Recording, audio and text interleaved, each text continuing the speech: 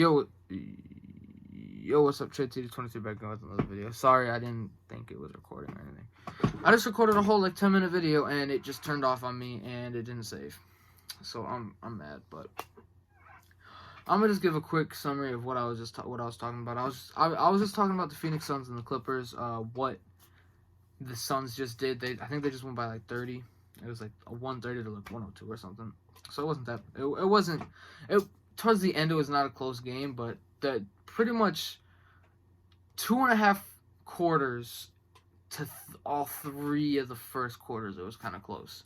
It was a close game throughout almost the entire game, except like towards the end of the third quarter. And the fourth, it was just nowhere to be found. But I was just talking about Jay Crowder's the only person on the Phoenix Suns that's made it to the finals. Chris Paul's never, Devin Booker, Mikal Bridges, so on.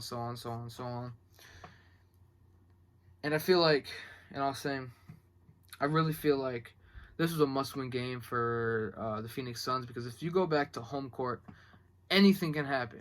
Screw home court, screw the records, screw which team's better. Anything can happen. Terrence Mann could have had another 39-point game. Marcus Morris could have had a 30-point game. Reggie Jackson could have had a 30-point game. Paul George could have had a 40-point game. Like, you never know what could have happened. But y'all need to stop the narrative of pandemic or way out, whatever for Paul George. He dropped 41 points last night, missed 5 shots, had 11 rebounds, 6 assists, and they won by double digits.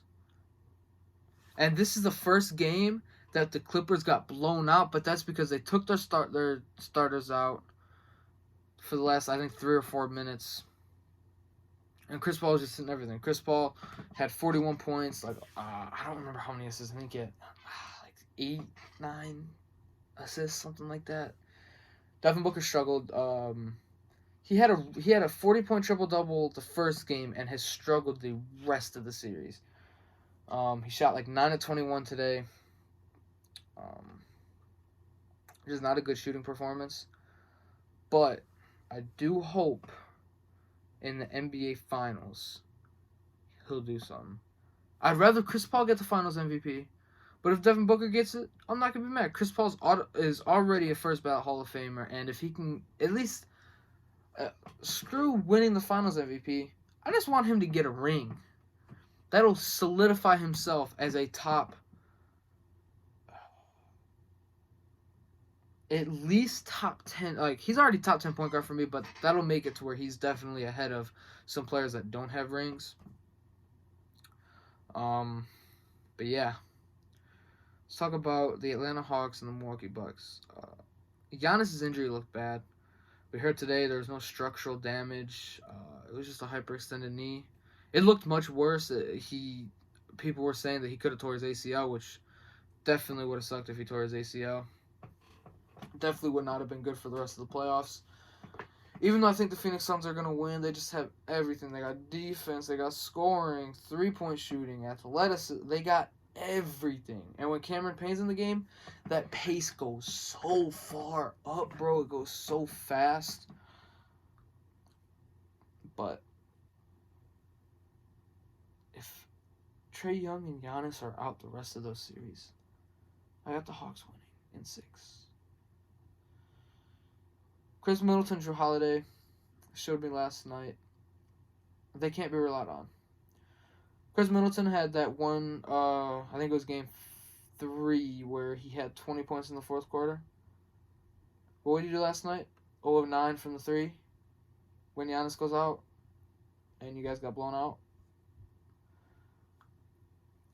I understand Kendrick Perkins' idea of him being Batman and Giannis being Robin, but you can't be Batman when you're this damn inconsistent. He had 1 or 2 good games against the Brooklyn Nets. He's had 1 good game against the Atlanta Hawks. And I don't even remember what they did against... What team did they go up against?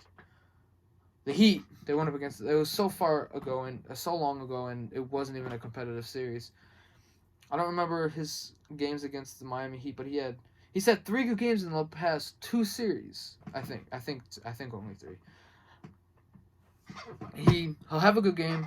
He'll have 3 bad ones. Have 2 more good games. Have another 2 to 3 bad ones. Like, if you're gonna be the first, like, I don't understand. I understand him saying scoring option, but a better player, bro. Better player. 2-time MVP. 28, 13, whatever. Defensive Player of the Year. You can't say Chris Middleton is better. Chris Middleton every year is a borderline all-star. Giannis is a solidified all-star. As long as he's healthy, he's going to be an all-star. He's going to be top 5 to top 6 in MVP candidacy. You cannot say that he is the second best player on the Milwaukee Bucks. That didn't make no sense to me. I respect Kendrick Perkins, but that was just a stupid take. That was so bad. I don't understand what he was talking about at all. But that's going to be the end of this video. If you guys like this video, please like, comment, subscribe. Peace. Coming out with new video ideas soon. Peace.